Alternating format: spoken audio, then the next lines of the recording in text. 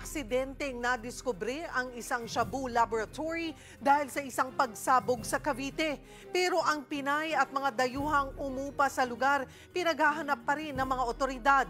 Yan at iba pa sa pagbabalita ni Hannibal Talete. Masangsang na amoy ng chemical ang bumungad sa mga pulis na mga tauhan ng Philippine Drug Enforcement Agency nang pasukin ng isang bahay sa barangay Sahod Ulan sa Tanza, Cavite. Aksidente nga diskubre ang shabu lab nang may sumabog sa loob. Akala ng mga kapitbahay, tangke ng LPG yun, kaya nagpasaklolo sila sa bumbero. Pero walang taong nainabutan sa bahay. Sa pagsisiyasat ng PDEA, mga finished product na raw ng shabu ang natagpuan sa laboratorio. Ayon sa barangay, Nobyembre ng upahan ito ng isang Pinay, kasama ang 2 Indonesian at isang Chinese. Hindi ko sila nakipag-usap. Minsan ho kasi yung mga bata nakatambay dyan, nag-ML. Paglalabas sila, kinakatok lang yung gate. Patuloy ang kanilang inventory at paghahanap sa 4 na umupa sa bahay.